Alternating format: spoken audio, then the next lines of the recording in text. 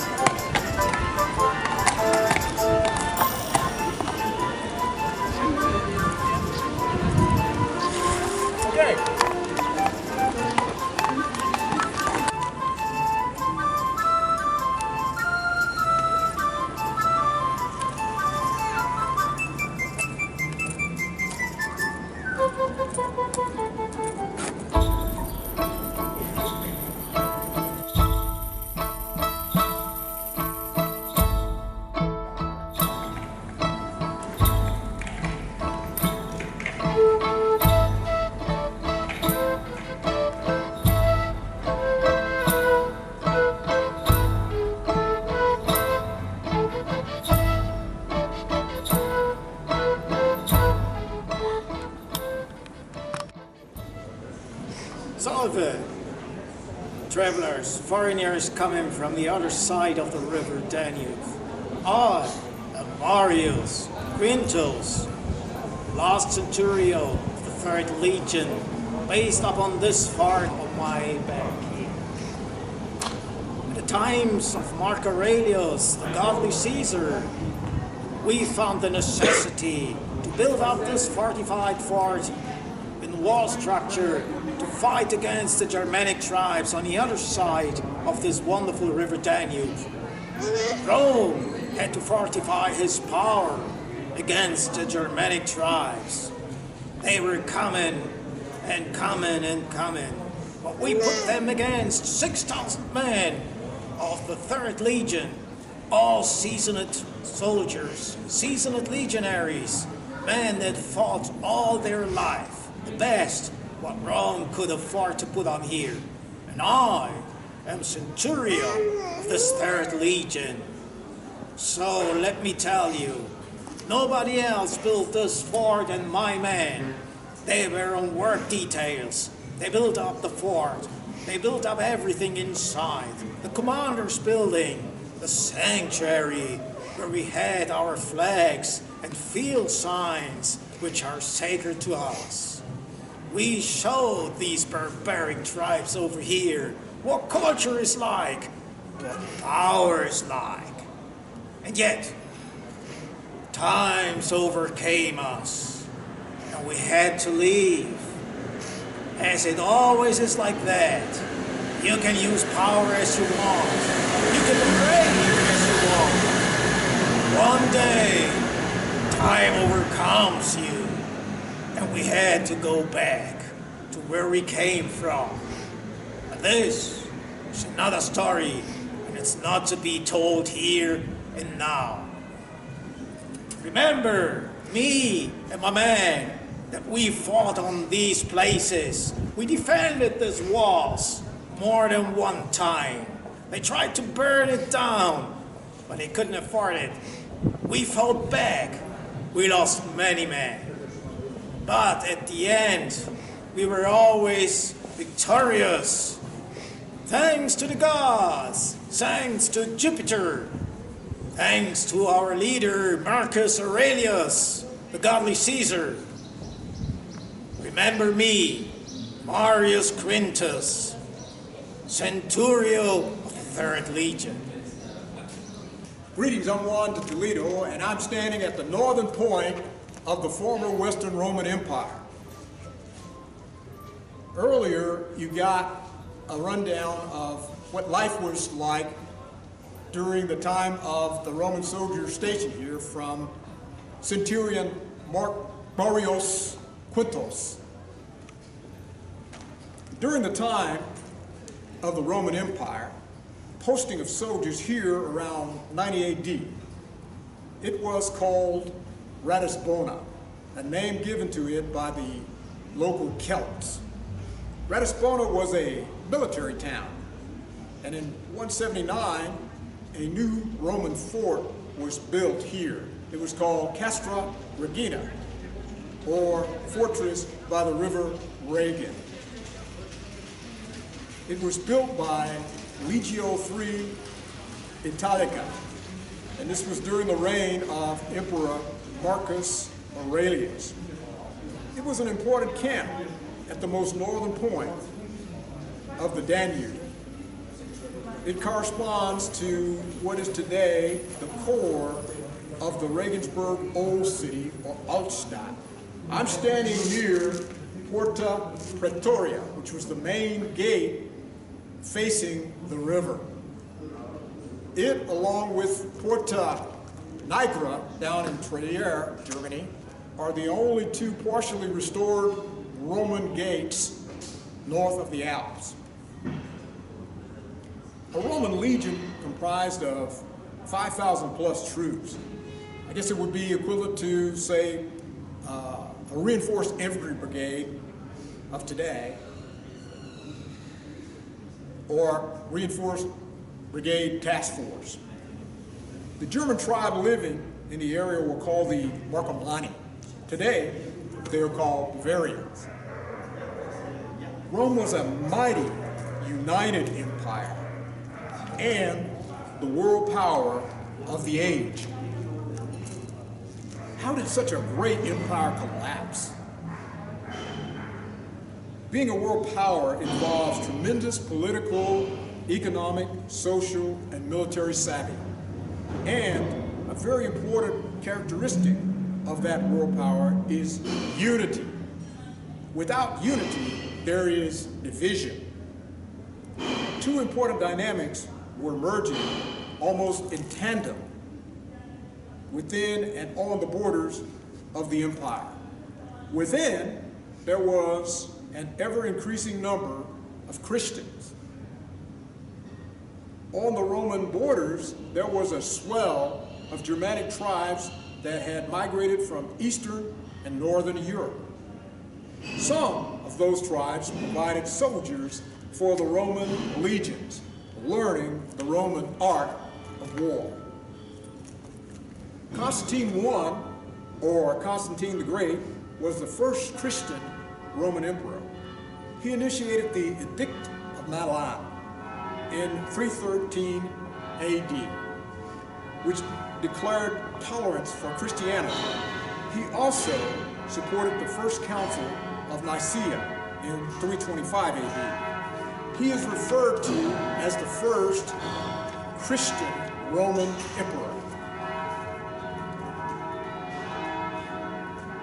Constantine built a new imperial residence in Byzantium and renamed the city Constantinople, now Istanbul. In 337, Constantine died, and his sons became co-emperors of Rome. So it can be argued that this was the beginning of the end of a united Roman Empire. The Roman Empire was split again in 395 AD upon the death of Theodosius I, Roman Emperor in Constantinople, never again to be made whole. He divided the provinces up into east and west, as it had been under the Diocletian Tetrarchy over a century earlier. In 476, after the Battle of Ravenna, the Roman army in the west suffered a defeat at the hands of Odoacer and the Germanic foederati. Odoacer was a German general who had been trained by the Romans. Odoacer forced the deposition of Emperor Romulus Augustus and became the first king of Italy, thus establishing the Germanic claim that they were the heirs to the Holy Roman Empire. The Western imperial court in Ravenna was formally dissolved by Justinian, the Eastern Roman Emperor in 554, with limited success in reestablishing Western Roman Empire, the Eastern Empire slowly declined in military and economic power. It was attacked and weakened by Christian crusading armies. As a result, the Eastern Roman Empire itself was divided.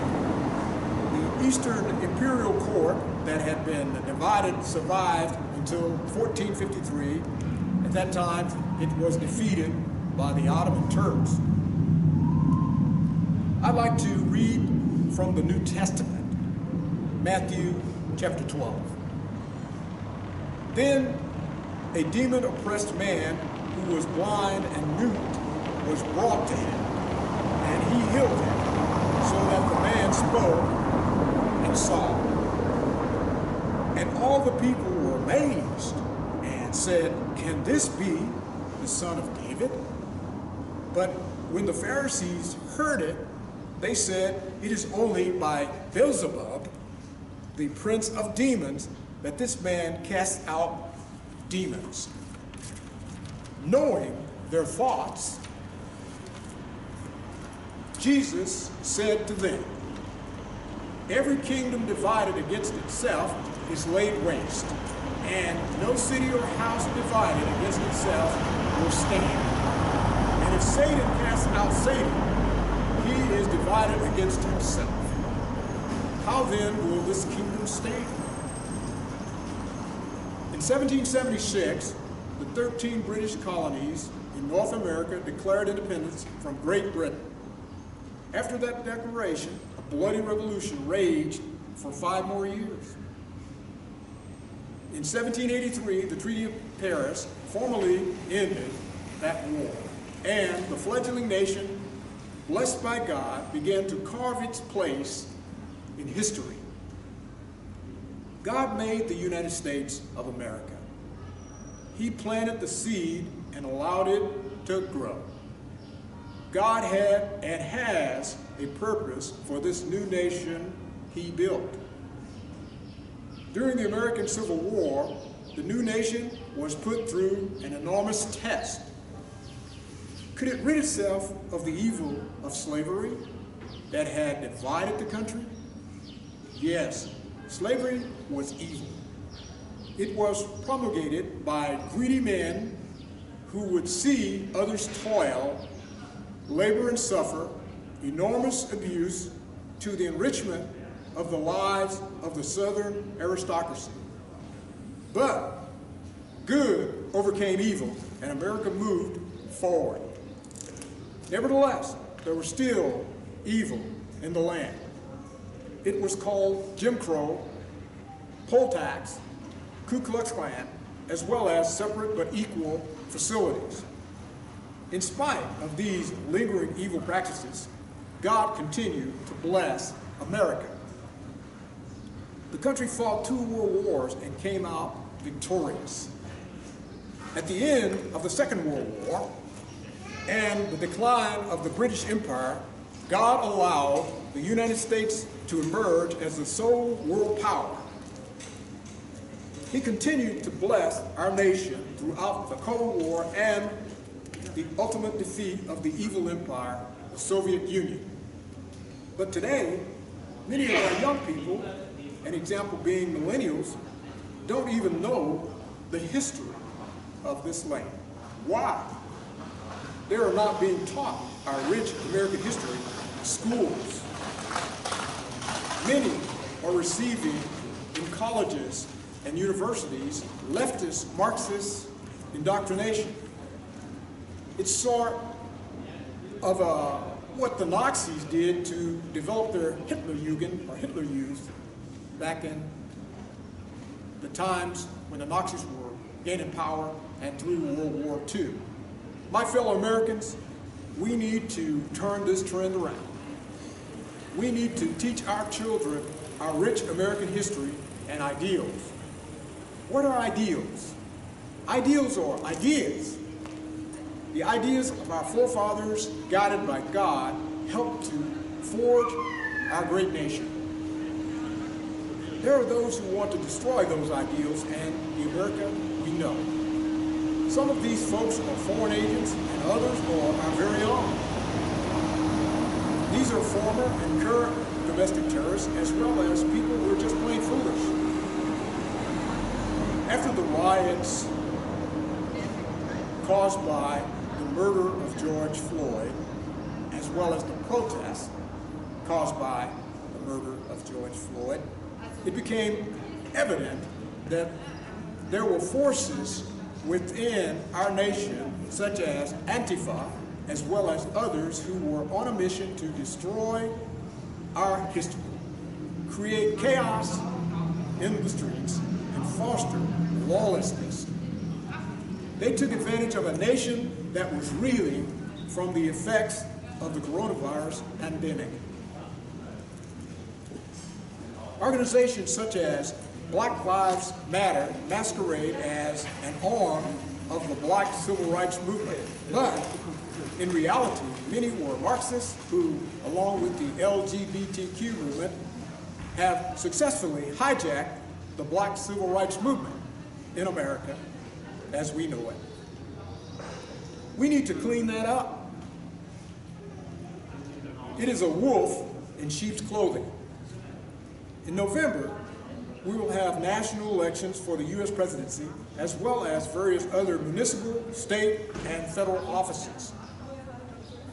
As I did 4 years ago, I pray that God will bless us with political leaders who trust in Him. Because now we've got the Democrats leaning to the left. They are supporting, at this time, lawlessness, which is a shocker to many of us.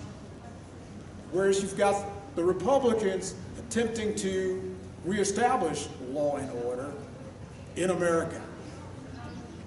I pray God will unify our nation and guide our leaders. In the next 4 years, one of the things that warrants our attention is the Article 5 Convention of States movement. We sorely need constitutional amendments that protect the sanctity of marriage between a biological male and biological female. We need to protect babies against the murderous abortions that are taking place throughout the land. In closing, we will want to ensure that our primary, high schools, colleges, and universities are teaching U.S. history and the American ideals. Today's talk among the left is defund the police. Well, any school that does not teach our children American ideals and our history should be defunded. This should be a major priority of the federal government and every citizen. If action is not taken soon, the past and present domestic terrorists, Marxists, and foreign agents who teach or influence our educational systems and institutions will continue to spread venom of disunity among our youth. This will be disastrous. God bless America.